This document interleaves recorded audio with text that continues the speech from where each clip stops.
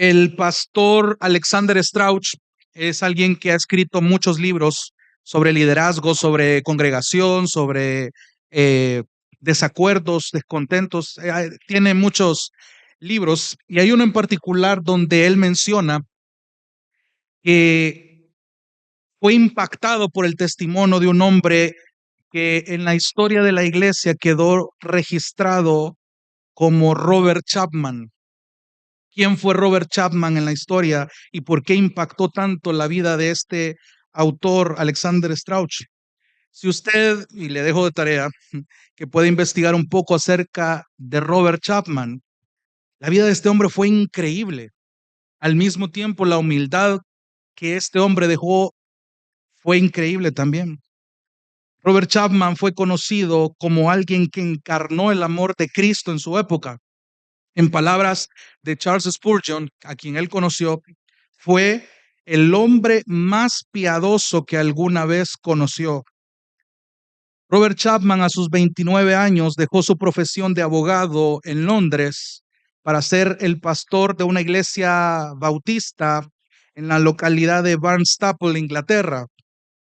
Y esta pequeña congregación a la que él vino a pastorear en un futuro era una congregación pequeña que se caracterizaba por ser muy contenciosa, muy pleitista en nuestras palabras, muy difícil. Esta congregación, antes de la llegada de Robert Chapman, había pasado por 3 pastores diferentes en un periodo de 18 meses. Entonces, imagínense el calibre de esta congregación. Entonces, la huella que Chapman dejó cuando llega a esta congregación es el por qué una de las tantas cosas por las que él fue conocido. La historia de cómo Robert Chapman le dio vuelta completamente a esta iglesia pequeña de Barnstaple, Inglaterra, y de cómo una congregación contenciosa, difícil, arrogante y falta de amor, a través del amor bíblico, de la paciencia ejercida correctamente, de la humildad, la unidad y el ministerio de la enseñanza bíblica, produjeron un relato que inspiró a un liderazgo bondadoso y a una congregación dedicada a ser el cuerpo de Cristo. Entonces la iglesia eventualmente se convirtió en una iglesia que creció numéricamente, pero también creció espiritualmente. Fundaron muchas cantidades de ministerios compasivos para los pobres de su época, y esa iglesia en Barnstaple, Inglaterra, fue conocida como la Universidad del Amor, al ser Robert Chapman quien pastoreaba esta iglesia junto con un equipo de líderes que él preparó más adelante. Y hermanos, esto es un gran ejemplo porque le voy a dar un pequeño dato al final de este sermón, si Dios me lo permite, sobre Robert Chapman. Pero ¿qué ejemplo trae la vida de un simple hombre para nuestros días hoy, para la iglesia? Porque hablar del amor otra vez, aquí durante más de 2 años hemos predicado primero a los Corintios y una buena parte de esas predicaciones gira en torno en cómo la humildad, en cómo la comprensión del amor, en cómo la actitud de unidad, de servicio, de un mismo sentir va tan involucrado para que la iglesia local pueda ser realmente la iglesia, el cuerpo de Cristo, la esposa del Cordero. ¿Cuál es el problema con todas estas enseñanzas que usted ya conoce, que le restamos valor, hermano? No es la primera vez que se lo digo. Hablar del amor, hablar de todas estas virtudes bíblicas, hablar de los frutos del Espíritu que Gálatas 5:22 menciona, usted ya los puede de memoria. ¿Cuál es el pequeño detalle con todo esto? Que le restamos valor no solamente afuera de la iglesia, de un local específico, sino que a la hora de venir a la iglesia y se presentan situaciones difíciles con las que tenemos que lidiar con los hermanos difíciles, esto le restamos valor. ¿Y qué sucede? Que no hay una iglesia tal cual. No hay una iglesia bíblica, hay una iglesia falta de humildad, falta de amor, falta de espíritu de servicio, falta de unidad y por consecuencia solamente un club social que se reúne cada domingo por 1 hora y media. Entonces, como iglesia, hermanos, se supone que debemos aspirar a esta unidad en Cristo. De hecho, todo el estudio de la primera carta a los Corintios lo hemos denominado así, la unidad en Cristo. ¿Por qué? Porque el punto de la primera carta a los Corintios es que esta iglesia no mostraba una unidad en Cristo. Hemos pasado por 16 capítulos aprendiendo de tantas cosas que se resumían en esto. La iglesia de Corinto, tenía que ser una iglesia que manifestara una unión, pero no cualquier unión, sino una unión que solamente en Cristo se podía proporcionar. Entonces tenía que haber un orden, y aquí es donde yo quiero traer a su mente algo que yo he nombrado la ecuación de la iglesia. ¿A qué me refiero yo cuando digo la ecuación de la iglesia? Es decir, hemos venido hablando de muchos temas en los últimos sermones, pero la ecuación de la iglesia yo la denomino de la siguiente manera. Cuando hay humildad, hay amor. Cuando hay amor, existe la unidad en Cristo. Y si hay unidad en Cristo, esa es la novia del Cordero. Esa es el cuerpo de Cristo. Ese es el cuerpo de Cristo. De nuevo, cuando hay humildad, hay amor. Cuando hay amor, hay unidad. Y cuando hay unidad, esa es la evidencia de que esa es la novia del Cordero. Ese es el cuerpo de Cristo. Tenemos realmente una iglesia como la Biblia nos la manda para que pueda avanzar en su misión, su coordenada, por así decirlo. En esta gran comisión puede avanzar mientras glorifica al Padre, mientras refleja su gloria en la tierra, como lo hemos estado estudiando los jueves también. Ha habido una conexión increíble con los sermones de los jueves y le doy tantas gracias a Dios por eso, porque ha venido a complementarse también todos estos temas referente a Corintios, referente a la vida de la iglesia que se está estudiando los jueves. Y en esta última sección, hermanos, otra vez, creo que le comentaba en unos sermones anteriores que a veces a mí me presentaba una dificultad y qué le puedo enseñar yo a la iglesia sin torcer el texto, que pueden aprender la congregación de un simple saludo y una simple despedida que Pablo da a la iglesia en Corinto. Si ya dijo todo lo que tenía que decir en 16 capítulos anteriores. Pero otra vez le digo lo mismo que le dije en el sermón pasado. Si toda la escritura es inspirada por Dios y es útil, esto tiene que prestarle atención. Entonces, en este texto del 19 al 24 del capítulo 16, yo quiero que note que aquí Dios nos está haciendo un llamado a examinar nuestra vida de iglesia.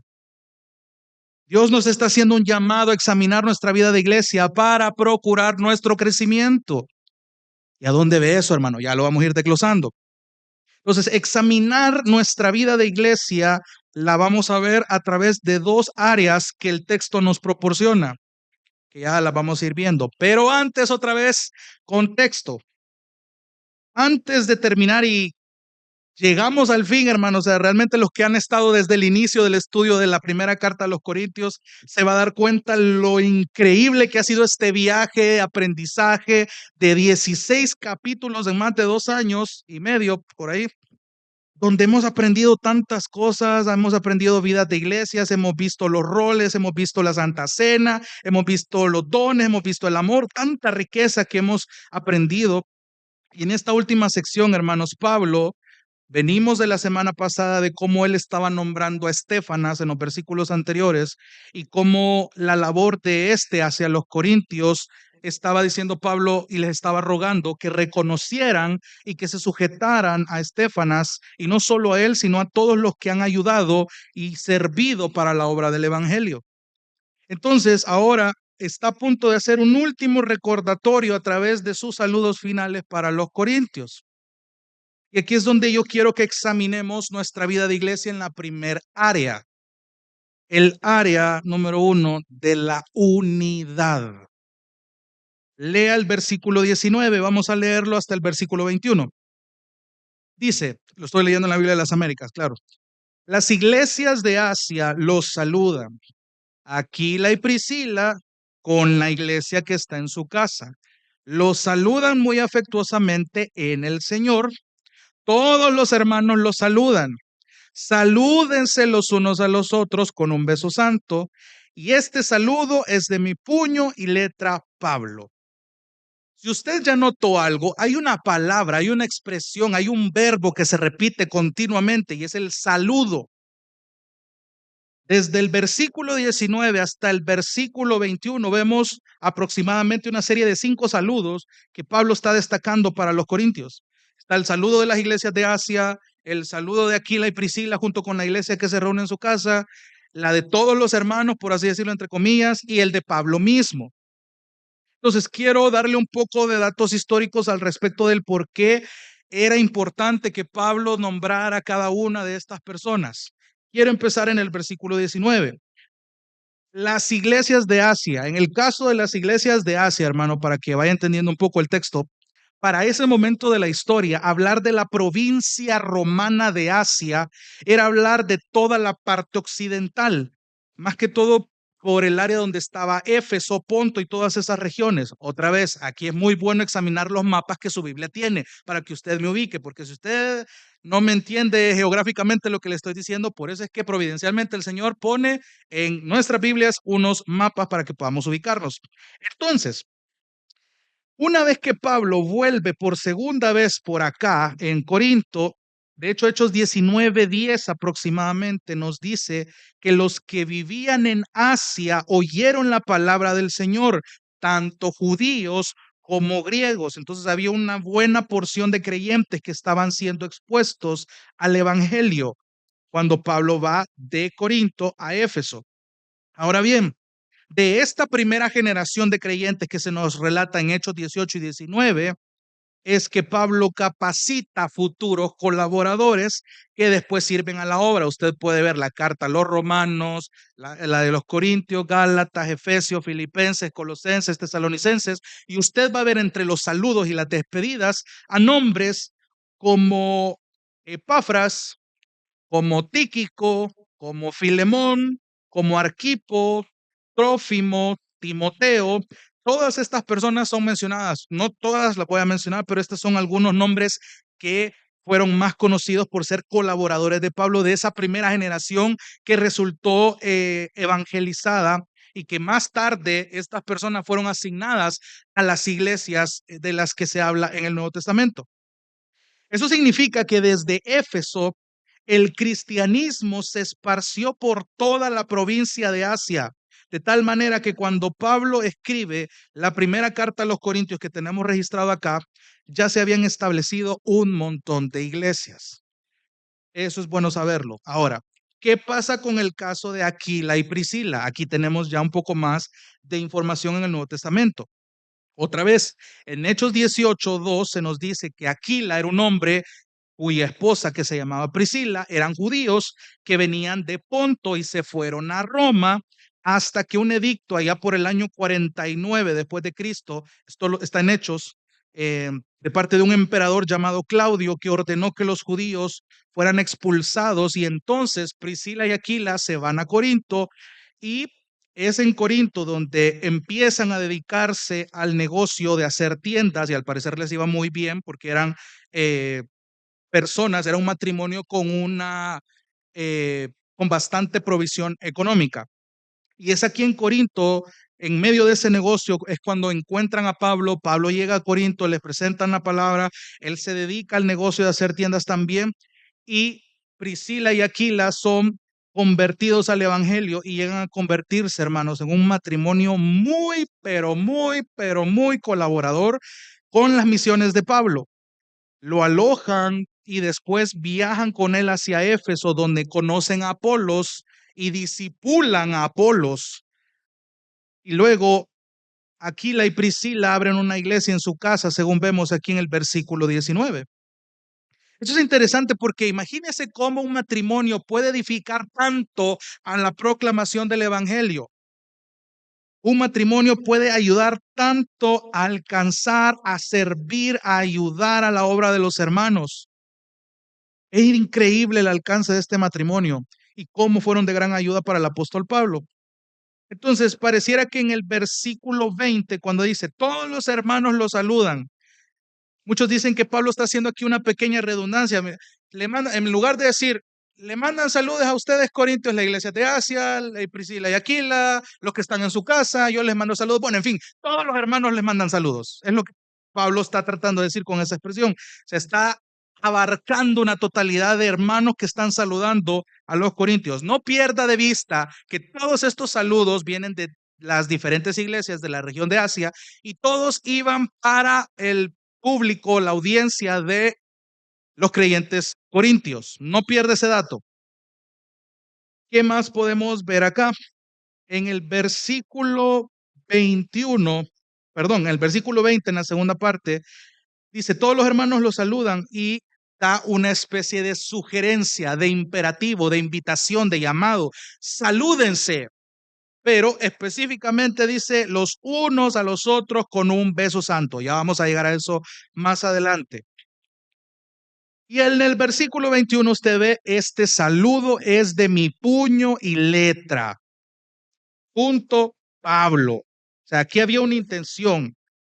Para la mayoría de los escritos de Pablo, el apóstol se apoyaba en una persona que le ayudaba, una persona adicional a quien le dictaba las cartas, y en ocasiones Pablo agarraba la pluma y de su puño y letra enviaba un saludo fraternal y directo para, en este caso, los corintios. Entonces, ahora que usted entiende un poco de historia detrás de estos saludos, la pregunta es, ¿y por qué tanto saludo? En nuestro contexto, es una palabra bastante sencilla de entender.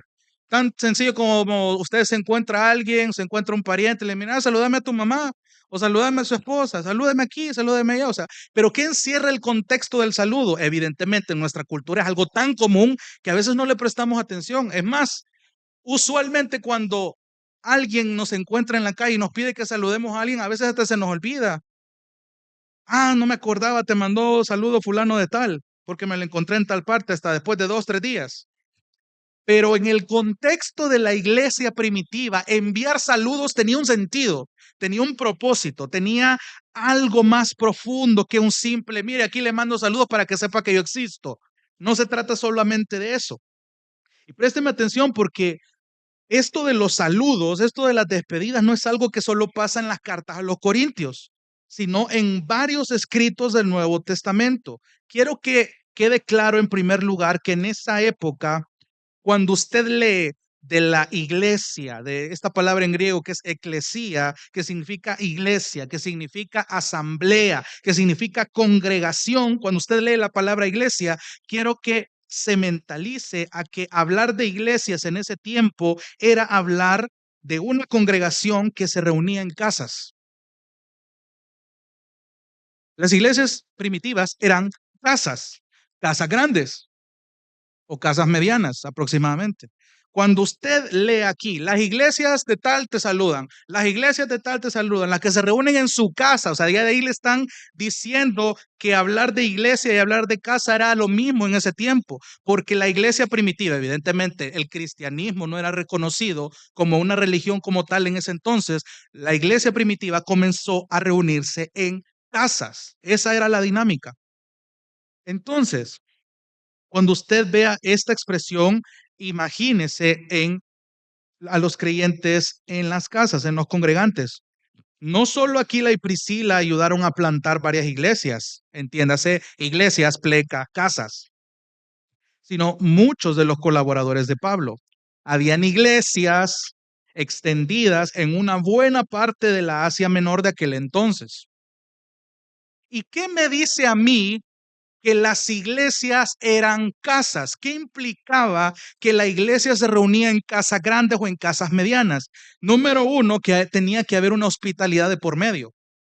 Si de por sí, en todas las culturas, hermanos, hasta en nuestros días, es bien precavido, no, reformulo. Si para nuestros días somos bien celosos en cuanto a quién entra a nuestras casas y quién no, ¿cuánto más en las épocas antiguas? Cuánto más en el contexto de cristianos perseguidos que todavía no estaban en lo mejor desde entonces, pero cuánto más había que examinar bien quién iba a entrar a su casa. No sé si ustedes de esas personas o tienen familiares de esos que no dejan entrar a cualquier persona a su casa. ¿Por qué? Porque implica una intimidad. ¿Cuál era el concepto actual? Por ejemplo, ¿qué tanto usted valora su hogar? ¿Qué definición, qué ambiente o qué perspectiva tiene usted de su hogar? porque para muchos representa una seguridad, una intimidad, o simplemente puede representar un techo y cuatro paredes, pero para muchos de nosotros nuestro hogar mismo representa algo tan íntimo que no cualquiera tiene acceso a eso, porque ahí está nuestra familia, están nuestros seres más vulnerables.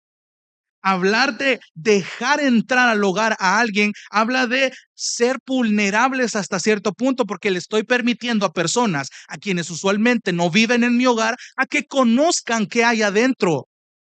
No solo hablo del desorden de ropa o de trastes que puedan ver, estoy hablando del carácter, porque amado hermano, no me van a dejar negar que a usted no se le salen las mismas expresiones en la iglesia que en su casa. Entonces, es una cosa muy distinta, que no debería ser así, por cierto, es que usted se comporte en la iglesia y otra cosa es que se comporte en su casa, porque en su casa usted se muestra tal cual es. Entonces, lleve esto al contexto de la iglesia. ¿Qué implicaba que los anfitriones, los dueños de las casas, dejaran entrar por un buen rato a los hermanos de la iglesia? A que la iglesia se reuniera un montón de gente, incluyendo la gente más difícil. O sea, y tenga idea de lo que implicaba eso, o sea, imagínese usted, si no existiera la religión como tal legalmente, si nos tocara reunirnos en las casas de uno de ustedes, yo creo que ni cabemos para empezar. O si nos tocara dividir y reunirnos en cada uno de sus cuartos. O sea, que muchos de nosotros nos sintiéramos incómodos. Pero ¿cuál es el sentido? Había una hospitalidad de por medio en los círculos cristianos. Tenía que botarse esa barrera de, ok, si el evangelio me está llamando a la humildad, al amor, a mostrar unidad para ser la novia del Cordero, yo tengo que empezar a trabajar en esta ecuación. Yo tengo que empezar a mostrar humildad, para mostrar el amor, para mostrar la unidad. O sea, hay tantas cosas de por medio. Entonces, imagínense el reto para empezar que tenían los primeros cristianos gentiles y judíos que eran convertidos al evangelio. ¿Cómo yo puedo servir? Imagínese a un creyente que viene con toda la emoción de conocer a Cristo y su evangelio y decir, qué bello saber que Dios me ha salvado, ahora pertenezco a un grupo de creyentes. ¿A dónde puedo servir? Pues mira, hermano, necesitamos un lugar donde reunirnos. ¿Crees que nos puedes prestar tu casa? Porque tu casa es adecuada para nuestra reunión. Imagínense el reto que implicaba eso. Imagínense los dueños de familias, imagínense personas con niños, personas que solo vivían con mujeres que tenían solo niñas. O sea, habían tantas situaciones que se podrían dar, pero ¿cuál era el reto? ¿Cuál era el llamado? ¿Cuál era la responsabilidad de estos creyentes? Servir. Ya lo dijimos la semana pasada, la implicación de estar dispuesto a servir a los santos tenía mucho peso, hasta el día de hoy lo sigue teniendo. ¿Sabe cuál es el problema? Que le hemos restado valor. Entonces, imagínese a la iglesia en Asia, sabiendo la situación de los corintios. Imagínese a Priscila y Aquila, conociendo la situación de los corintios. Imagínese a todos los hermanos de la región de iglesias plantadas para ese momento, conociendo el caso de los corintios. Y ya ni digamos Pablo mismo. ¿Qué implicaba esto? Ese es el cuerpo de Cristo entrando en acción en este momento de la historia. Otra vez, no se olvide de la ecuación de la iglesia. Si hay humildad, hay amor. Si hay amor, hay unidad. Si hay unidad, ese es el cuerpo. O sea, aquí había una clara evidencia de hospitalidad y servicio. O sea, esta hospitalidad no era un simple protocolo de educación, porque ni modo, ¿verdad? Tengo que meter a toda esta gente en mi casa. No se trataba de eso. Eso debería implicar un gozo. Yo podría poner de excusa, yo analizando mis excusas pecaminosas, si hubiera vivido en aquel tiempo, pues, ¿a dónde voy a meter tanta gente? Y si por casualidad me cabe tanta gente, ¿qué le voy a dar de comer a esta gente? Son un montón. Piensen en los ágapes, piensen en la cena del Señor. O sea, hermano, Dios en su perfecto plan y providencia daba una provisión tal cual para cada iglesia. Desde aquellos entonces y hasta el día de hoy eso no ha cambiado. Sea, a veces tenemos excusas tan, pero tan vanas, tan ilógicas, tan infantiles para no ponernos al servicio de los santos, que Dios ya ha provisto tantas cosas. Solo basta acceder a la responsabilidad y al reto que se nos hace de ponernos al servicio de los santos. Ya lo vimos la semana pasada. Pero el entender la implicación de cada saludo me da a entender esto. Piensen en los primeros creyentes, hermanos. No habían aire acondicionado en aquellos días. Imagínense la región de Asia, que hace calor, hermano.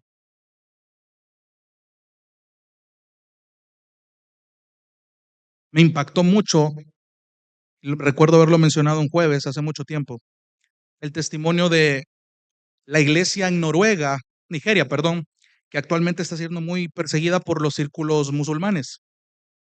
Y recuerdo el testimonio de una iglesia que había sido quemada, su local, por tercera vez por los círculos musulmanes que no querían que el evangelio se esté expandiendo en Nigeria. La primera vez, probablemente los ánimos bajaron de esta congregación, pero volvieron a construir su fachada, pasó un tiempo y otra vez les volvieron a quemar el local. ¿Qué desánimo pudo haber implicado para muchos de los creyentes de esa iglesia que otra vez les volvieron a quemar, otra vez volvieron a edificar? Pero una tercera vez le vuelven a quemar el local, eso era para ya darse por vencido. Pero hay una imagen, y esto usted lo puede buscar en las noticias, ahí en internet, una imagen tan increíble que lo único que hizo esta gente, porque les quemaron la iglesia justo un día antes de reunirse, y usted ve el video y solo ve a un montón de creyentes arrastrando los pedazos de banca, apuñándolas en orden, apuñando un trozo de tronco para que el predicador estuviera ahí, y se sentaron y se reunieron, empezaron a cantar alabanzas. Ese ánimo, esa actitud de servicio, decir, hermanos, no importa lo que pase, la iglesia va a seguir adelante, la iglesia humilde, la iglesia en amor, la iglesia que muestra unidad, esta clase de servicio a los santos, esa es la iglesia que necesita el mundo. Ese es el cuerpo de Cristo al que somos llamados. Y entender todo lo que implicaba las iglesias de Asia, la iglesia que se reunía en la casa de Priscila y Aquila, era increíble. Y esto va bien amarrado todavía, hermano, a lo que desde el versículo 3 hemos estado aprendiendo. Los 5 imperativos: estén alerta, permanezcan firmes, pórtense varonilmente, sean fuertes, hagan todo con amor, respeten a Estéfana, sujétense a él y a todos los que hacen la obra, reconózcanlos. Todo esto va teniendo relación, préstele atención porque Pablo viene dando una exhortación tras otra a los corintios, diciéndole lo que tenían que hacer, a quienes tenían que sujetarse, a quienes debían reconocer, a quienes debían estimar, y ahora vemos que hay una invitación de hacia quienes los corintios tenían que mostrar la unidad de la iglesia. Otra vez, piense, los corintios venían de ser personas arrogantes, personas difíciles, personas orgullosas, jactanciosas en sus dones, con una cero pizca de amor y humildad. Por lo tanto, su unidad era falsa. Entonces,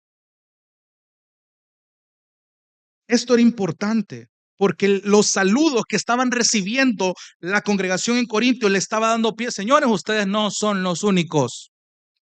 No se la crean más que sobre todos. No se crean la mejor iglesia que tiene los mejores dones. Miren, aquí hay una iglesia en Asia, aquí hay una iglesia en la casa de Aquila y Priscila, aquí hay una iglesia en muchas áreas, y aquí les mando yo este saludo de una iglesia que se está levantando en Éfeso. Pero ¿por qué el énfasis en los saludos? Porque aquí está viendo saludo tras saludo. Y otra vez, hay que entender, hermanos, el contexto de la cultura de aquel entonces. En el Nuevo Testamento los saludos no solo eran una norma de educación o una etiqueta social. De hecho, es triste que hasta en nuestros días nadie dice buenas tardes, nadie dice buenos días, nadie dice buenas noches. Yo tengo a una criatura viviendo en mi casa a quien le estoy enseñando eso todavía. Prenda, salude. Pero es que es algo que sí en nuestros días implica una norma de educación, porque es una norma de educación, pero saludar en el contexto de la iglesia tiene más que eso. No es solo decir buenos días, hermano, Dios le bendiga. No, en la iglesia primitiva no solo era eso, era una expresión de afecto, era un reconocimiento de hermandad, era una aceptación. Que yo le dijera a alguien, hermano, Dios te bendiga, significaba que yo te estaba reconociendo a ti como parte del cuerpo. Fueras quien fueras en ese momento, fueras el más piadoso de la congregación o el hermano más cuerudo, difícil que te puedas imaginar, pero te reconocía. Había un saludo de por medio. Pero principalmente el énfasis en los saludos era esta expresión de unidad entre creyentes.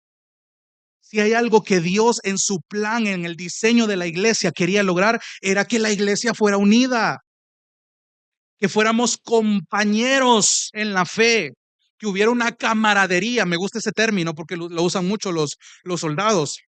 La camaradería habla de esta cercanía de un escuadrón cuando van a luchar.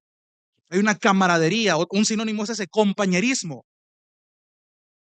Creo que muchos de nosotros recordamos aquel grupo de compañeros de clase con los que nos gustaba molestar o salir a jugar, pero había un grupo en específico con el que nos gustaba molestar. Había algo que los unía, había algo que les emocionaba hacer juntos. Y es precisamente el sentido de esa palabra, de por qué saludarse unos a otros entre iglesias manifestaba un sentido de compañerismo. Hey, me encanta estar con ustedes alabando al Señor, me encanta estar con ustedes aprendiendo de su palabra, ser confrontados. Incluso eso estaba implícito, hermano. Porque si a mí me deleita reunirme con ustedes, eso implica que yo me voy a deleitar incluso en los momentos más difíciles, incluso deleitarme en el sentido correcto de la palabra cuando soy confrontado, cuando a mí me regañan, cuando a mí me consuelan, cuando a mí me animan. ¿Por qué? Porque somos edificados unos a otros. Ese es el sentido de la iglesia. ¿Cuánto nos hace falta ese sentido de compañerismo en la iglesia? Póngase a pensar, ¿qué pasa cuando usted llega a un lugar y nadie lo saluda? ¿Cómo se siente? Usted ve el lugar lleno y aparentemente ha sido invitado, pero nadie lo saluda. ¿Cómo se siente usted? Se siente mal, se siente rechazado, como si no fuera aceptado en ese lugar. Pero cuando pasa lo contrario y alguien se le acerca y lo saluda, realmente hay un sentido de sentirse bienvenido. Soy animado. Alguien está procurando que yo me sienta parte de algo. Y era exactamente el sentido de los saludos que vemos aquí en la Biblia. O sea, no era un simple, miren, les manda saludos a la iglesia de Asia. No, la implicación de eso para una iglesia orgullosa y arrogante estaba comunicando esto. Hermanos, hay más iglesias que están orando por ustedes y los están saludando porque ya conocen lo difíciles que son. Y esto a la iglesia en Corinto, imagínense esto, porque esta era una carta que iba a ser leída públicamente.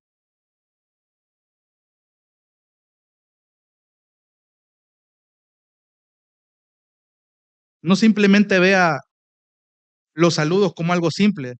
Cuando estudiamos Santiago, capítulo 1, versículo 1, yo recuerdo que Santiago saluda a los creyentes que andan dispersos, los andaban matando, hermano, y aparentemente Santiago 1:1 es un poco simplón en su saludo.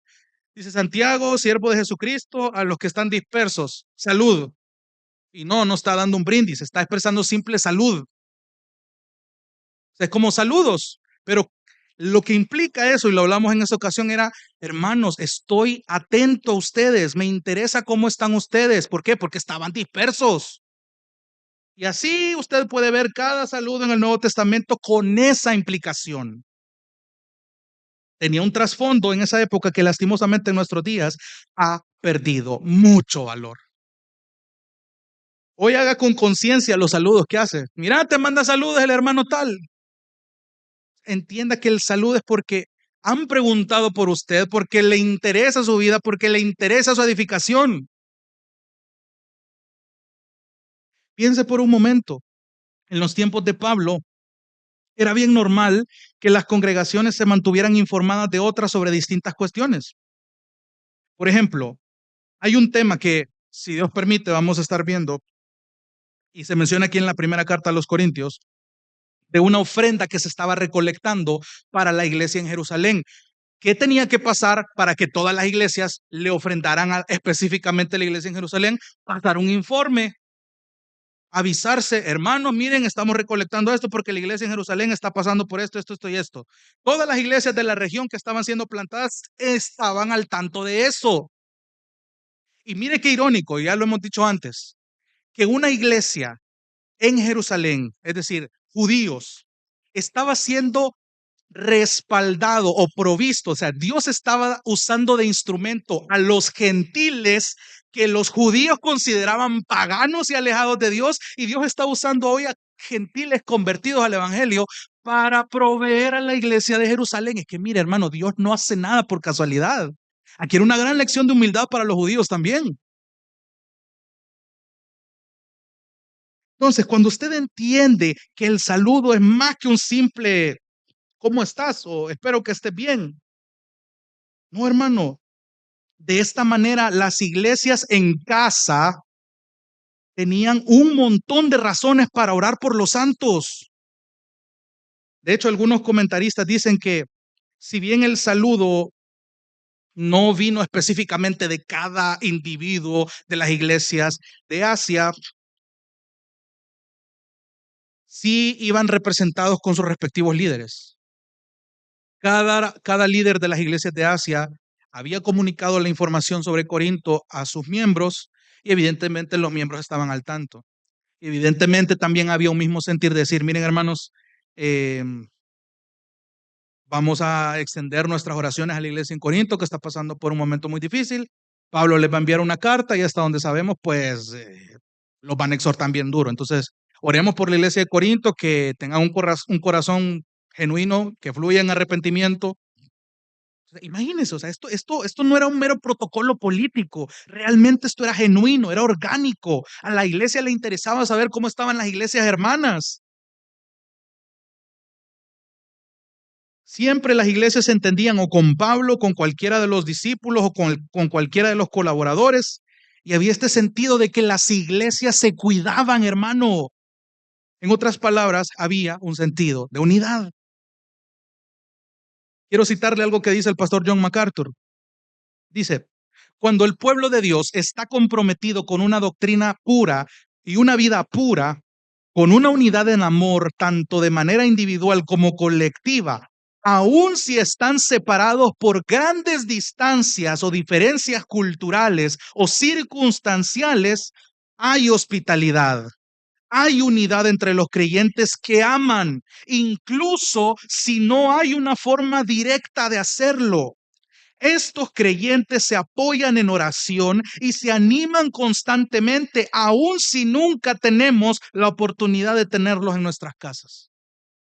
Sí, Rosita, con esto en mente, piensa en las iglesias de Asia, piensa en los colaboradores de Pablo, piensa en Pablo mismo. Todos los hermanos y hermanas, todos mostraban unidad y genuina preocupación por los corintios, y Pablo quería cerciorarse de que los corintios mismos supieran que su situación era conocida, para vergüenza de ellos en primer lugar y segundo para su humildad, pero con el propósito de expresarles unidad. Hermanos, los corintios necesitaban mucha oración, porque después de todo, aunque las amonestaciones de Pablo fueron bien fuertes en 16 capítulos que ya vimos, desde el capítulo 1 Pablo les está diciendo a los santos que están en la iglesia, a los llamados a ser santos. O sea, a pesar de que Pablo les dio tremenda regañada en 16 capítulos, Pablo los seguía viendo como santos a una iglesia tan rebelde y difícil como lo fue Corinto.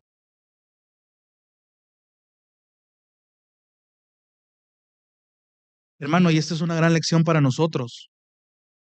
Esto debe hacernos examinar nuestro sentido de unidad, el sentido que estamos mostrando no solamente en esta iglesia local, entre nuestros hermanos, sino con iglesias hermanas que buscan y proclaman la sana doctrina.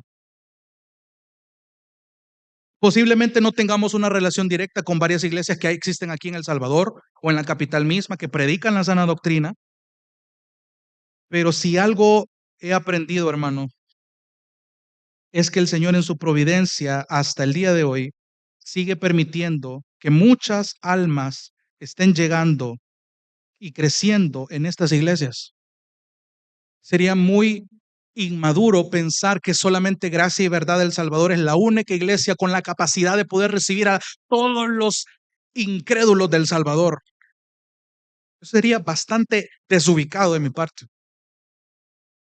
Hay otras iglesias de sana doctrina que Dios en su misericordia sigue puliendo, sigue madurando. Piensa en estas iglesias. Yo sé que usted conoce más de una. ¿Quiénes somos nosotros para no mostrar una preocupación genuina y participar del sentido de la unidad al orar por estas almas? No solo hablo de la iglesia Gracia y Verdad, hablo de todas estas iglesias en nuestra nación. Y sí, hermano, usted me puede poner muchos desacuerdos que usted tiene con otras iglesias que usted conoce, desacuerdos doctrinales, desacuerdos en su eclesiología, desacuerdos en su manera de enseñar, puede haber muchos desacuerdos y pueden ser muy importantes, claro, pero eso no debe ser un obstáculo para que tú, en tu sentido de unidad, como parte del cuerpo, ores por ellos.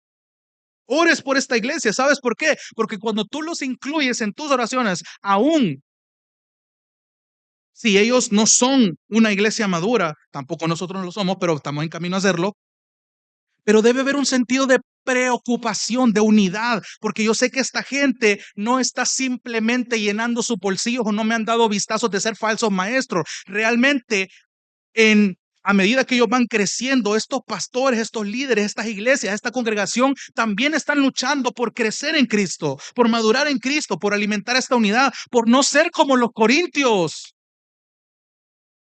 Nuestra lucha en gracia y verdad es no ser como los corintios, porque muchas veces lo estamos siendo.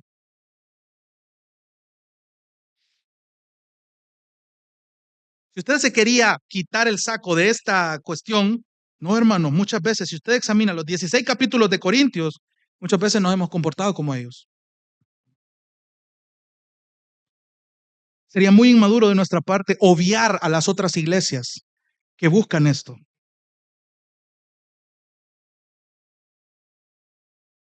Puede haber tantos señalamientos entre iglesias de sana doctrina, pero eso no tiene que opacar nuestro sentido de unidad.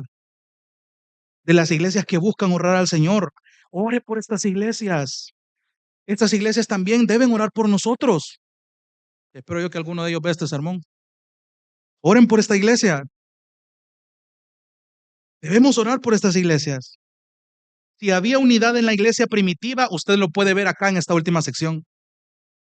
Porque era una iglesia que entendía su humildad, que entendía el amor bíblico y que irradiaba la unidad. Y esto era algo que los corintios necesitaban, al igual que usted y que yo también lo necesitamos. Versículo 20, todos los hermanos los saludan, salúdense los unos a los otros con un ósculo santo, dice la Reina Valera. La Biblia de las Américas aquí lo traduce como un beso santo. De entrada, Pablo está añadiendo un distintivo santo. ¿Por qué? Pues, en primer lugar, evidentemente, salúdense todos con un beso. Si lo hubiera dejado así, se hubiera malentendido mucho.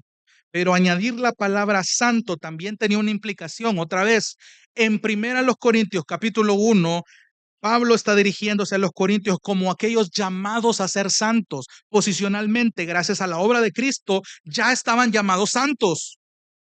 Pero ¿qué faltaba? Madurez, crecimiento, ceder a su orgullo, arrogancia. Entonces, de hecho, el ósculo santo era una práctica que se tenía mucho en la iglesia primitiva también. Estaba libre de cualquier sentido sexual que usted le quiera ver. Hoy en nuestros días es bien raro ver que dos hombres estén saludando en la mejilla, porque ese era el sentido del ósculo santo. Pero en la iglesia primitiva eso era normal, era una manera de demostrarse en maneras afectivas que también había unidad, o sea, nos respetamos y nos amamos tanto en Cristo que yo te saludo con un ósculo santo, con un beso santo. De hecho, es normal ver que las mujeres se besen entre la mejilla en ellas, pero en los hombres actualmente esto no es tan normal ahora. Pero antes era tan interesante esto, en la cultura judía esto se hacía. Estas muestras de afecto, ustedes las ven en el Antiguo Testamento también. Y era para enfatizar el vínculo familiar del cuerpo de Cristo. O sea, aquí no había ninguna intención de doble sentido. Todo era expresar un vínculo familiar en el cuerpo de Cristo. Si usted lee Romanos 16:16, Pablo le da la misma instrucción a los creyentes en Roma. Salúdense a todos con un beso santo, con un ósculo santo. En ciertas culturas de Europa, hermano, es interesante ver que el beso entre hombres actualmente todavía se practica para expresar un respeto, para expresar cercanía, para expresar unión o un sentido fraternal de bienvenida. En algunos círculos políticos hasta se besan la mano, en algunos círculos religiosos también. Incluso investigando un poco acerca de esto, e incluso entre socios de la mafia en Europa tenían esta expresión para representar respeto y cierto vínculo de unidad. Mire qué interesante esto. En algunas familias en Latinoamérica aún se practica esto para honrar a los adultos mayores. Los nietos saludan de beso a sus abuelos. Pero otra vez, ¿cuál es el punto de saludarse con un ósculo santo si era una cuestión cultural? Ahora tenemos tantas culturas existentes. No siempre es bien vista esta práctica. Por ejemplo, usted ve a los coreanos, usted ve a los japoneses, usted ve a los chinos, y usted jamás va a ver un contacto físico entre ellos, porque son muy celosos en su manera de mostrar afecto. O sea, los coreanos, por ejemplo, ellos solamente se inclinan para mostrar respeto.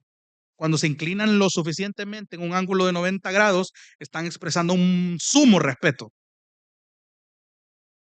Pero usted ve que los besos en ese sentido no se los dan a cualquiera.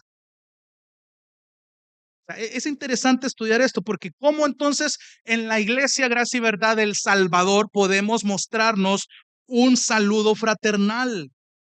En nuestra cultura hay abrazos, hay palmadas en la espalda, hay apretones fuertes de manos. O sea, ¿cuál es el punto de esto, hermanos? Que el afecto y la unidad que nosotros tenemos no se quede solo en palabras, no se queden solo en te voy a escribir, mira cómo estás, te mando saludos. No, o sea, me interesa tanto en un sentido familiar porque te veo como parte de la familia de la fe que necesito darte un abrazo, entre las hermanas, darse un afectuoso beso en la mejilla. Eso no está mal visto, pero el punto es qué tanto yo estoy expresando. Y esto es una gran responsabilidad y reto para los introvertidos, porque no me va a negar que no es lo mismo que usted diga, hermano, yo te quiero, que usted venga y usted lo abrace. No es lo mismo que usted diga, hermano, estoy orando para que el Señor te provea para tu almuerzo de mañana, a que yo llegue con 2 platos de carne asada. ¿Se da cuenta? Las, la implicación es la misma, pero el sentido es distinto. Las acciones hablan más que las palabras, pero las acciones deben ser el resultado de una buena palabra. Las palabras tienen que ir congruentes a mis acciones, porque mis acciones tienen que ir amarradas a lo que yo creo. Entonces, cuando hay un sentido de unidad, el ósculo santo, si bien es cierto en la cultura tenía este propósito, para nosotros no ha cambiado tampoco, hermanos. Dicho en palabras sencillas, a veces somos bien simplones en el evangelio. Somos muy simplones, somos muy faltos de afecto. Y aquí no existe la excusa de que yo fui criado de esta manera, hermano. Si alguno está en Cristo, nueva criatura es. Las cosas viejas ya pasaron. Y parte de esas cosas viejas es todos los peros que usted puede poner para adquirir sus nuevas responsabilidades como miembro. Aquí no hay de excusa cultura alguna. Incluso examine la cultura de la iglesia de sana doctrina en Corea, en Japón, y se va a llevar una gran sorpresa. Entonces, los saludos reforzaban en conclusión la idea de que los creyentes eran parte de una comunidad de fe donde se apoyaban, donde se animaban mutuamente. Si el otro estaba bajoneado por cualquier situación, la iglesia lo acuerpaba. La iglesia no solamente decía, hermano, voy a orar por vos, sino que realmente en qué te puedo ayudar para que este sentido de unidad crezca. Uy, qué rápido se va el tiempo, hermanos. Entonces, segunda área, y voy rapidito aquí. Ya vimos el área de la unidad y hoy quiero terminar con el área del amor. Esto va a ser corto porque, hermano, del amor ya hablamos demasiado. Y usted me va a decir, hermano, otra vez vamos a hablar del amor. Sí, hermano, otra vez vamos a hablar del amor porque es necesario, porque le estamos restando mucho valor al amor en la iglesia. En el versículo 22, perdón, sí, en el versículo 22 dice, si alguien, aquí Pablo está a punto de lanzar una advertencia tremenda. Ha hablado mucho del amor. Le ha dedicado un capítulo a hablar del amor.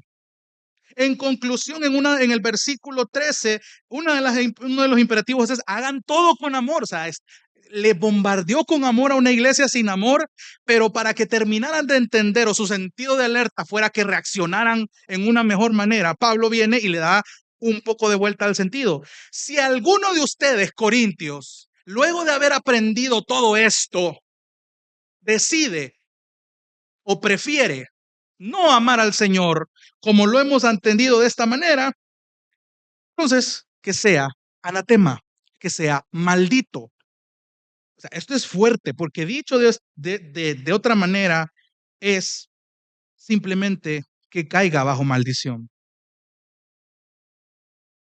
Esto era un mensaje muy fuerte para aquellos en Corinto que no se estaban arrepintiendo, que no querían ceder y aún después de oír esto no estaban dispuestos a ceder. Y esto es triste si lo piensa bien, porque cuando usted lee la palabra ama, si alguno no ama, aquí la palabra no es agapei en el griego, aquí la palabra es fileo. Y esto es interesante porque fileo no es distinto de agapei, porque encierra una fuente divina al igual. Pero esta acción de amar es de parte de los hombres hacia el Señor. Si alguno no ama al Señor, no es que Dios a los hombres ama, ese es amor ágape. Dios amando a los hombres, pero los hombres amando a Dios es un amor fileo, un amor que, en otras palabras, eh, requiere de una interacción. Esa es la idea de fileo, un amor que interactúa para la gloria de Dios, es un amor que posee afecto. Y esto va muy bien conectado a la enseñanza de Juan de mostrar el amor de Dios mediante el amor al prójimo. Porque otra vez, para los que están anotando por razón de este tiempo, primera de Juan capítulo 1, versículos 6 al 8. Le voy a citar tres textos más, pero solo vamos a leer el primero. Acompáñeme a primera de Juan capítulo 1, versículo 6.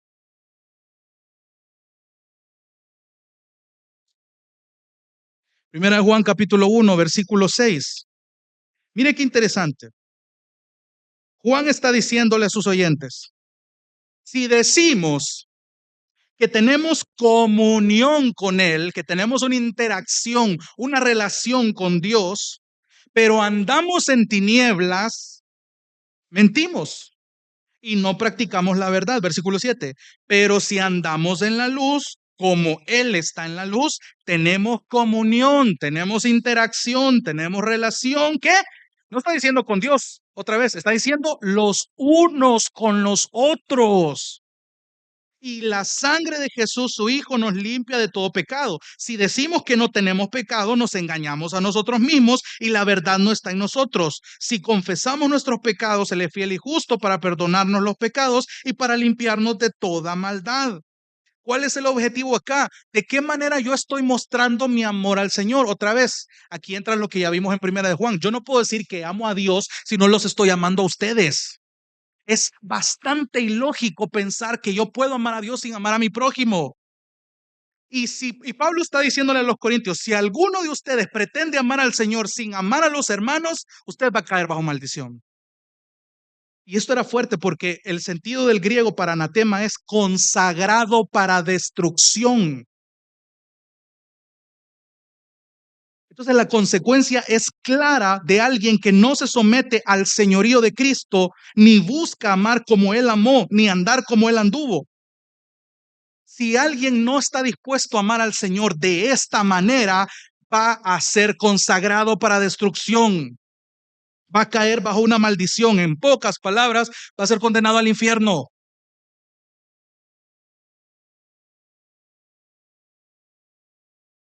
Y esto, por eso le repito, debe hacernos reflexionar no solo en nuestro sentido del área de la unidad, sino cómo estamos amando. Sí, hermano Jonathan, otra vez estoy hablando de amor. De hecho, Gálatas 1:9 expresa una misma idea.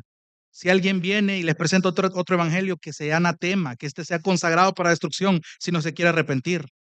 Y después de esto, pareciera ilógico lo que viene después. En la Reina Valera dice, si alguien no ama al Señor, que sea anatema. El Señor viene. En la Biblia de las Américas dice Maranata. Maranata es una palabra en arameo que es traducido como el Señor viene.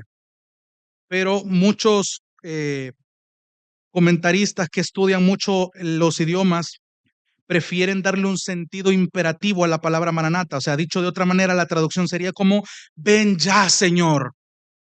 Pero no le está dando una orden a Dios, sino que está expresando, si lo añadimos a lo que acaba de decir, para que tenga sentido, el versículo 22 es como, no le está dando una orden otra vez, sino que está expresando un anhelo ferviente. No solamente este anhelo ferviente tiene que ver con, Señor, ven ya y lidia con esta gente difícil que no quiere arrepentirse. Pero al mismo tiempo, el anhelo ferviente no es solo porque el Señor venga de nuevo a juzgar, condenar, a destruir a todos aquellos que no quieren arrepentirse, sino que el Señor venga en gloria por su iglesia. Y hermano, lo he dicho en más de una ocasión, el Maranata no solo implica que el Señor venga a juzgar con una ira que da miedo, sino que el Señor se muestra en gloria para los que aún dudan del señorío de Cristo. Al final confiesen y doblen sus rodillas ante aquel que viene entre las nubes. Y eso a mí me eriza la piel, hermano, y a mí me motiva, me alegra en mis circunstancias más difíciles, porque cuando yo digo Maranata estoy pensando en dos cosas: estoy temiendo por aquellos que no se han arrepentido y estoy gozoso por aquellos que ya estamos en Cristo. Y los corintios tenían que reconocer eso, porque en Corintios no se estaban arrepintiendo y decir, señores, el Señor ya viene. Y eso es un anhelo correcto por el que debemos orar también. A la iglesia siempre le va a hacer bien recordar constantemente que el Señor está a las puertas. Solo una iglesia que mantiene el amor en su fundamento correcto puede ser una digna representante del cielo en la tierra. A Corintios le faltaba amor, cayó en ese error, se desviaron de ser lo que habían sido llamados a ser. Le dejo otro texto de tarea. Había, aparte de Corinto, una iglesia que se le olvidó amar. En Apocalipsis 2 vemos a la iglesia de Éfeso desviándose de su primer amor, a pesar de que era una iglesia rica en obras. O sea, Dios les está diciendo a Éfeso en Apocalipsis, yo conozco tus obras. Yo sé que tienes estos ministerios, parafraseándole la idea. Yo sé que aborreces a los nicolaitas, a quienes yo aborrezco también. Yo sé que te has esforzado en cada una de estas áreas, pero tengo algo contra ti. Te olvidaste de tu primer amor. Y si olvidaste eso, no sirve de nada lo que has estado haciendo, que va amarrado a lo que Pablo dice en 1 Corintios 13. Yo puedo tener muchos ministerios, tener muchos dones, pero si yo no tengo amor, no sirve. Y al final termina la primera carta a los Corintios diciendo que la gracia del Señor Jesús sea con ustedes y que mi amor sea con todos ustedes. Ya entendemos lo que implica el amor, pero otra vez, otra cosa a la que le restamos valor, hermanos, es a la gracia.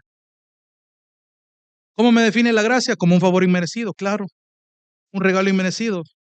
Pero a mí me encanta otra vez citar al teólogo A.W. Tozer, que dice, la gracia es eso que Dios otorga. Es eso de Dios, perdón, que otorga favor a uno que es justamente desaprobado.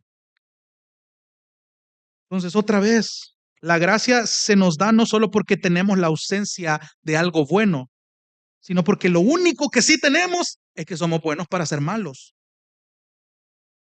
Y aún sabiendo que Dios nos ve de esa manera, Él nos concede gracia, nos concede salvación, nos concede a Cristo muriendo por nosotros y dándonos otra posición, ya no como enemigos, sino como cercanos a Él. Y tiene mucho sentido que Pablo al final diga, esta gracia que los ha salvado, esta gracia que los sostiene, es mi oración que esta gracia les acompañe. No mi gracia, sino la gracia del Señor Jesús. Los nombres de la deidad que Pablo ocupa en cada carta son intencionales. Le está llamando Señor, le está llamando aquel que está sobre todo. Y le está llamando Jesús, a este nombre que es sobre todo nombre. Esa gracia que viene de este Salvador, es el que anhelo que lo sostenga a ustedes, Corintios, y que mi amor, que este amor, y aquí se ocupa ágape, porque está hablando de un amor que él recibió de alguien, y que mi amor, el amor que yo recibí de Dios y que ahora extiendo a ustedes, que es esté con ustedes en Cristo Jesús, en el Mesías Jesús. Y él a esto dice un amén.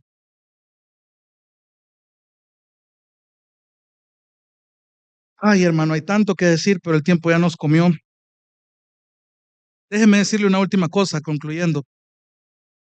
Le hablaba de Robert Chapman al inicio. Y Robert Chapman tuvo un ministerio largo y muy fructífero. Él vivió hasta los 99 años. Y ese hombre fue intachable. Predicó su último sermón cuando tenía 98 años y duró 1 hora y cuarto. Y nunca bajó su energía. Luego, un 2 de junio de 1902, a causa de un derrame cerebral, murió 10 días después. ¿Sabe por qué mucha gente no conoce a Robert Chapman? Porque él siempre procuró permanecer anónimo. Le molestaba el fenómeno de las celebridades cristianas. No quería que la gente pensara en él más de lo que deberían, como dice Romanos. Desalentó la mayoría de esfuerzos por publicar sus sermones y otros escritos, e incluso quemó la mayoría de sus papeles personales para evitar la tendencia de que la gente lo fuera a convertir en un héroe póstumo.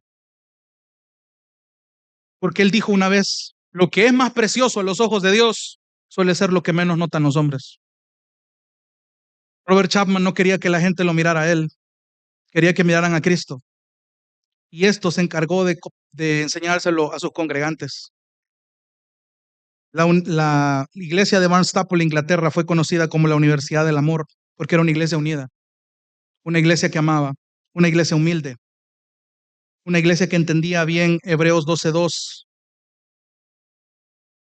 Creo que vale la pena examinar no solo la vida de Robert Chapman, sino examinar lo que hemos aprendido hoy. Domingo 25 de junio del 2023, iniciamos con el capítulo 1 de Primera de los Corintios. Y hoy, un domingo 8 de junio del 2025, Dios nos ha concedido terminar este estudio de la primera carta de los Corintios. Si algo que yo le puedo dejar de tarea, hermano, es que ore y examine su rol como miembro de la iglesia, como congregante de la iglesia. ¿Cómo está su área de unidad? ¿Cómo está su área de amor? ¿Cómo usted está externando el afecto que reflejaba la iglesia primitiva, no solo hacia sus hermanos en esta iglesia, sino en sus oraciones por otras iglesias? En esto conocerán todos que son mis discípulos, dijo Jesús, si se tienen amor los unos por los otros. Entonces, hermanos, Maranata,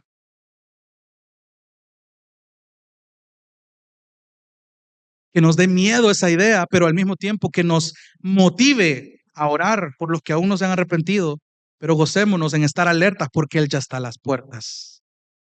Entonces quiero terminar este estudio cantando justamente el sentido de Maranata. Y quiero que imagine de nuevo a la iglesia primitiva anhelando la segunda venida de su Señor. Quiero que por un momento perciba lo enérgico de sus cantos en aquellos días, lo enérgico de sus ósculos santos, lo enérgico de sus abrazos, lo enérgico de sus oraciones, lo enérgico de sus confrontaciones en amor, lo enérgico de su humildad. Ore por eso. Ore porque gracia y verdad se caracterice por ser una iglesia en amor. Oro por más iglesias como las que Robert Chapman fundó. Oro por más creyentes como Robert Chapman. Oro por más creyentes como Cristo. Porque a eso estamos llamados como iglesia. Pero si eso no lo veo a la luz de que Él está a las puertas, no voy a tener ningún motivante. Hermanos, Maranata, Él ya viene.